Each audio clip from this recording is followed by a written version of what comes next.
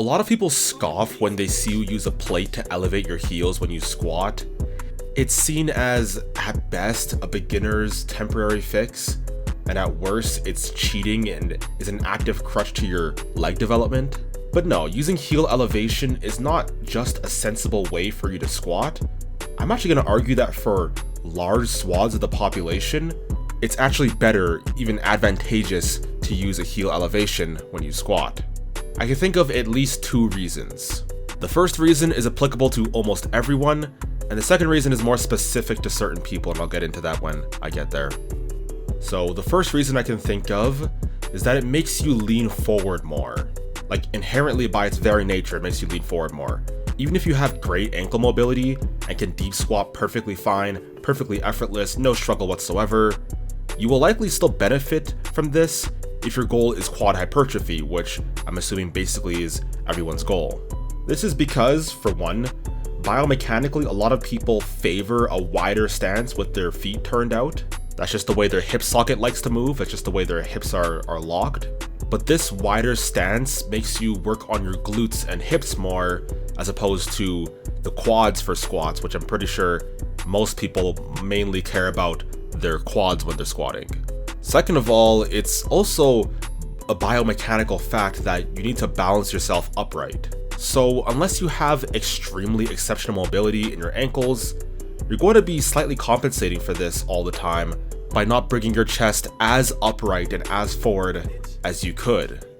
But I would argue that even if you did have great ankle mobility, that you would still benefit from doing heel elevated squats, because at some point, your anatomy is going to kick in no matter what you do, and you won't be able to keep yourself totally upright as much as you could. Just look at Eugene Teo here. He has great squat form, great squat mobility, but when he uses a heel elevation, he can keep himself even more upright than he could without it. This is also why people love doing Smith machine squats for hypertrophy, like, for example, Chris Bumstead. And when you do this, you actually have to put your feet 3 or 4 inches ahead of the bar. This is so that you can keep your chest totally upright when you squat. Otherwise, the weight distribution and how the barbell is, it's gonna be really weird. Either the heels are gonna come off the ground or you're gonna start rounding your back. Not good, not good. So you're gonna have to go like 3 or 4 inches ahead if you want to keep your chest upright and target the quads, which is what people usually do when they get on the Smith machine. People like to bring up how babies can seemingly do perfect squats, but this is somewhat misleading because the baby has much different body proportions and weight distribution when compared to the average adult human. Babies have extremely large heads, it takes up about 1/3 of their bodies, and they have comically stubby limbs. And the limb length and femur length specifically is something we'll be talking about later. If you were to blow their body up to the size of an adult, then they would be like those creepy titans from Attack on Titan, if you know what I mean.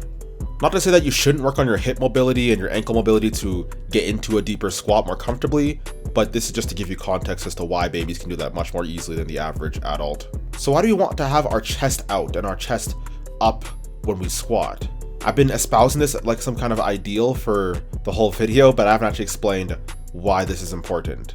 So, when your chest is upright when you squat, it ensures that the power you generate from your squats comes primarily from your quads and not from your hips, and if you like a really wide squat, making sure it's not coming from your hamstrings either.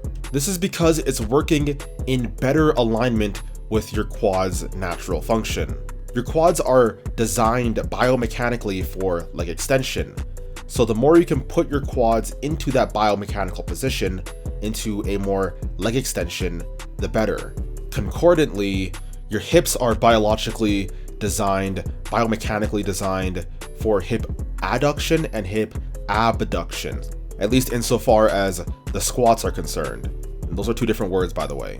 Hip abduction with a B then a D, then hip adduction with 2 Ds. So if you want to maximize quad growth, you should be limiting hip adduction and abduction and maximizing leg extension. This ensures that you're isolating, or rather biasing, the quads as much as possible and putting your entire cognitive resources towards performing as effective of a quad a quad squat that you can.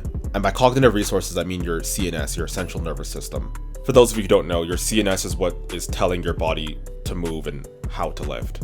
And yeah, the old bodybuilding trick of doing super narrow squats actually does have some validity to it. This is also why people will tell you to do narrow and lower leg presses when you are trying to bias your quads during the leg press. It allows your quads to get more leg extension. But as a disclaimer, on this note, I need to add a disclaimer. I would ward off against the super narrow squats that you might see and the super narrow leg press that you might see where your legs are like right beside each other and they're like the feet are touching each other. Because when you do this, you're actually in slight hip adduction with the 2Ds hip adduction because you're trying to unnaturally close your legs and put them in closer than they're supposed to be doing. This is why, if you've noticed, we don't stand with our feet right beside each other naturally when we walk. And when we stand, we leave a little bit of room. Your legs naturally stand at a certain angle, and that's because it feels the most comfortable there, and you're not engaging too many muscles because your body is trying to actually be as efficient as possible and not use up any unnecessary energy. When you squat, it's probably going to be natural for you to go a little bit wider than that because squatting isn't the same movement as standing, of course. But with the heel elevation, despite whatever your hip anatomy is, you will be able to go narrower when you squat while still having it feel comfortable. That's something that especially I've noticed as I'm someone who naturally has a really wide squat stance. So if you want a barbell squat, you want to keep your chest up and get a maximum stretch in your quads so that you can go through the entire range of leg extension. Alright, cool. An objection I've heard before with the deep squat is that there is no reason to go beyond 90 degrees and that the only benefit with the deep squat is that you get more glute hypertrophy, not necessarily quad hypertrophy. That's what the studies, trademark, have shown at the very least. But this is where I think that they're wrong, or perhaps they didn't do the study as effectively as, in my opinion, they could have. The participants did not use heel elevation. If they did, they could get into a much better stretch with their quads and still afford to stand upright and have a more narrow stance. And we know through other studies that getting a big stretch leads to more hypertrophy than getting a lesser stretch. So it really makes a lot of sense then that the more you stretch out your quads, the better results you get, which makes it such that the more you stretch out your quads during the squats, the better hypertrophy you'll get with your squats. That's just common sense. Your quads aren't some outlier. I really do believe that the reason the quad growth wasn't similar between both groups was that they didn't use heel elevation. Because when you get into a really deep squat, but you don't elevate your heels, you start to get into a lot of hip adduction, which takes away from the emphasis you put on your quads when you squat, and it shifts a lot of the attention back to your glutes. You start to also push from your glutes as opposed to using the cue of pushing from your quads. Because if your chest isn't super upright, then your quads aren't in an advantageous to push from the bar, and thus you'll start relying on your glutes more to push as opposed to the quads which are trying to grow. I would bet that if they made sure that everyone was squatting in such a way that they were maximally stretching their quads and they were all using heel elevation, which allows them to push through their quads when they're in that bottom position better, ensuring that you're actually biasing the quads properly when you squat, when you do a full squat, that the full squat group would have won. The second reason that I think most people should be squatting with heel elevation is when you have long femurs. This one is a bit personal to me. I have comically long legs. My ape index is absurd. My wingspan is like 6'3", while I'm personally 5'9", and my legs are similarly disproportionately long. So elevating my heels allows me to mimic a relatively shorter femur, like what I was talking about with the baby proportions. And this is another thing. If elevating your heels is cheating, then tons of people are cheating by their very nature. Especially Asians, because they have extremely large torsos and really stubby limbs. As a coach, link in the description by the way if you want to have online one-on-one coaching with me, the Asians are always the best squatters. They have great legs, they have great calves as well. That's not what I'm talking about here, but they also have great calves as well. They have great quads, they have great squat form.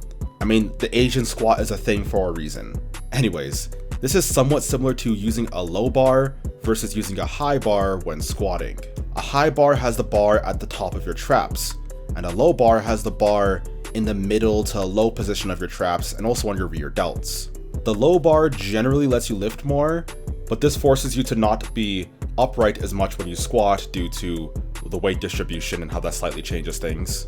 And this makes it such that you use your glutes and your hamstrings and your hips more when you squat as opposed to relying solely on your quads. And now if you're a powerlifter, this is probably preferable, but most bodybuilders or people who just want to have nice muscular legs don't want this. And thus elevating your heels would be preferable. So when would you not want to use heel elevation? One of them I just mentioned. If you're a powerlifter, you want to lift as much weight as possible, and thus you don't really want to target any specific muscle. You just want to use everything that you can to lift as much weight as possible. So you can use a wider stance if you want as opposed to a relatively narrow stance. You can use a low bar if you want to lift more, etc., etc. Potentially also you could afford to not have heel elevation if you have utterly insane ankle mobility, but anything less than the top 0.1% ankle mobility, where you can keep your chest completely up while going the whole 135 or so degrees down, and you'll probably benefit from using heel elevation. Okay, maybe not 0.1%, but definitely in the top echelon. And then make a conscious effort to keep your chest up and to push through your quads, then you probably could get away with not doing it.